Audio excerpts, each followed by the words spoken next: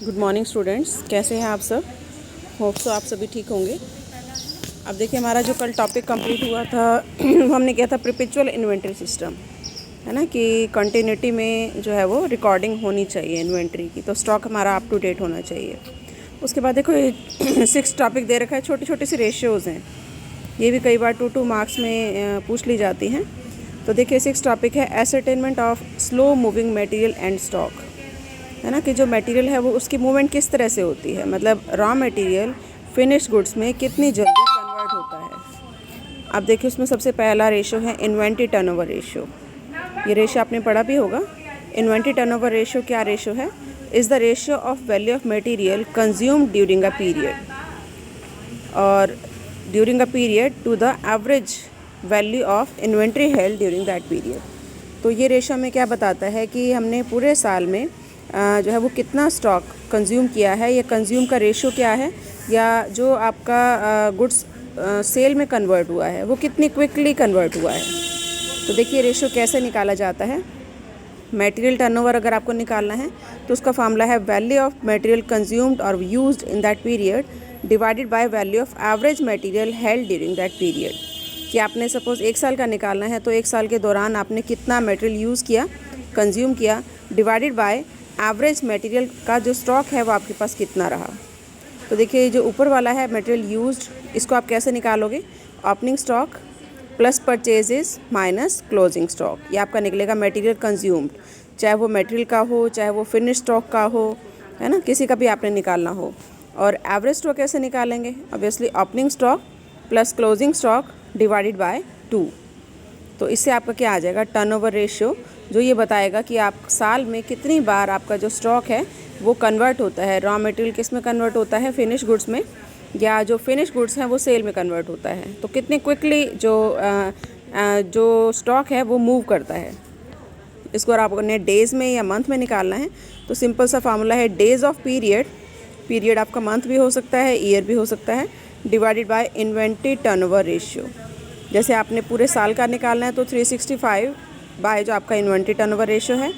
और अगर सपोज़ आपको मंथ लेने हैं, month in a period, month in a year, तो आपका आ जाएगा 12 divided by inventory turnover ratio.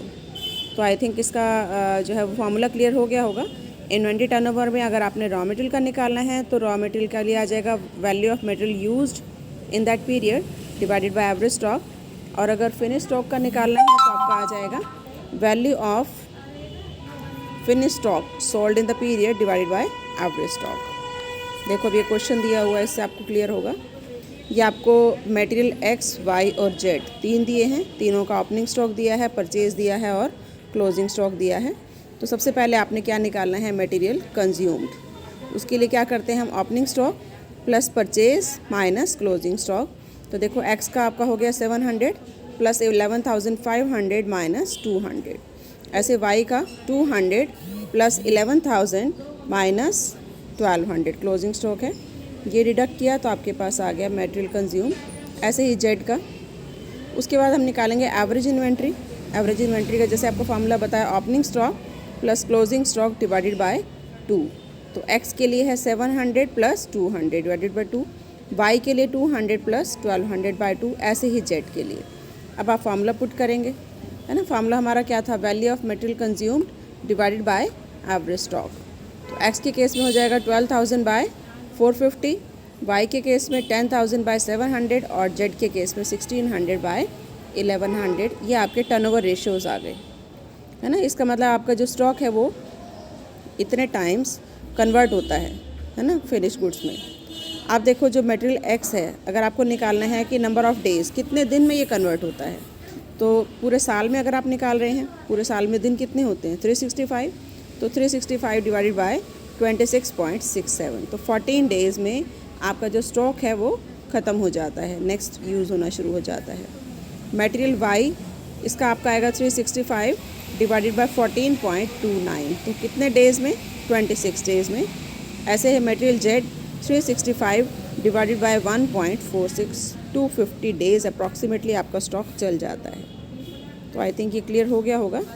तो ये था हमारा इन्वेंट्री टर्नओवर रेशियो, जिससे आपको ये पता चलता है कि वो स्लो मूविंग है या फास्ट मूविंग है। है ना। जैसे अब यहाँ पर हमने निकाले थे 14 डेज़, तो ये कंपैरेटिवली स्लो मूविंग स्टॉक है कि 14 दिन में, नहीं सॉरी फास्ट मूविंग है, 14 दिन में आपका जो स्टॉक है वो कन्वर्ट हो गया, आपको फिर और स्टॉक चाहिए। ये भी फास्ट मूविंग है 26 डेज़। ये देखिए 250 डेज़ में आपका जो स्टॉक है ये ख़त्म होता है ना। तो इसका मतलब ये क्या है, आपका स्लो मूविंग, ऊपर वाले आपके फास्ट मूविंग है। उसके बाद देखो नेक्स्ट आता है कंट्रोल रेशियो। अब ये जो कंट्रोल रेशियो हैं वो कहलाते हैं कि स्टॉक को कंट्रोल करने के लिए जो रेशियो निकाले जाते हैं ताकि आपका जो स्टॉक है ना तो कम हो और ना ही ज़्यादा हो। जैसे बताया था कि अगर एक लिमिट से कम होगा तो प्रोडक्शन रुक जाएगा, और अगर एक लिमिट से ज़्यादा होगा तो आपका जो अमाउंट है वो उसमें फंसा रहेगा। तो एक रेशियो तो हम पढ़ चुके हैं इसमें, इन्वेंट्री टर्नओवर रेशियो, ये भी कंट्रोल रेशियो है। सेकेंड आता है इनपुट आउटपुट रेशियो। अब देखो इनपुट क्या है, जो आपने डाला, अंदर डाला है ना, जो रॉ मटेरियल है, और आउटपुट क्या है, फिनिश गुड्स, जो प्रोड्यूस हुआ है ना। तो ये एक रेशियो है, input output ratio is the ratio of raw material put into manufacture standard raw material content of the actual output, मतलब एक्चुअल आउटपुट में जो आपका कन्वर्ट हुआ। और सिंपल सा फार्मूला यूज़ होता है input unit divided by output unit into 100, है ना। तो अब ये देखो, ये इलस्ट्रेशन से आपको क्लियर होगा। Find out the input output ratio and cost of finished output from the following information. ये आपको स्टैंडर्ड दिया हुआ है और एक्चुअल भी दिया हुआ है। तो देखिए स्टैंडर्ड आउटपुट इनपुट रेशियो जो आप निकालेंगे, इनपुट आपने ऊपर रखना है, आउटपुट आपने नीचे रखना है। इनपुट है आपका 10 किलोग्राम, आउटपुट है आपका 9 किलोग्राम इंटू 100। परसेंटेज की फॉर्म में निकालें तो ये आपका आ जाता है 111.11%। इसका मीनिंग क्या है कि आपने इनपुट अगर डाला 111.11% तो आपका आउटपुट कितना हुआ, 100%, है ना। अब एक्चुअल देखो, एक्चुअल आपको दिया हुआ है इनपुट 1000 किलोग्राम और आउटपुट है 800 किलोग्राम, तो 1000 बाय 800 किलोग्राम इंटू 100, ये आपका आ गया एक्चुअल में 125%। इट मीन्स आपने रॉ मटेरियल अगर डाला 125% तो आपका आउटपुट कितना हुआ, 100%, है ना। तो अब इसकी कॉस्ट भी आपको निकालनी है, तो आपको पर केजी जो कॉस्ट दी हुई है, cost per KG of row jute, ये है 3.60। अपनी बुक में देखना, इसमें हाइड हो गया है। तो 1 केजी की 3.60 है।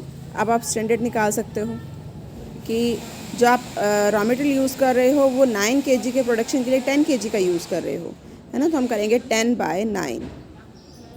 9 केजी का अगर आपको आउटपुट का प्रोडक्शन चाहिए, 9 केजी का आउटपुट चाहिए, तो आप रॉ मटेरियल कितना यूज़ कर रहे हैं, 10 केजी, है ना। तो हम क्या करेंगे 10 बाय 9 इंटू 3.60। तो आपकी जो स्टैंडर्ड कॉस्ट आएगी फिनिश्ड आउटपुट पर केजी की वो ₹4 होगी। ऐसे ही एक्चुअल में अगर आप 8 केजी का आपको प्रोडक्शन चाहिए तो रॉ मटेरियल आप यूज़ कर रहे हो 10, तो 10 बाय 8 इंटू 3.60, ये आपका आएगा 4.50।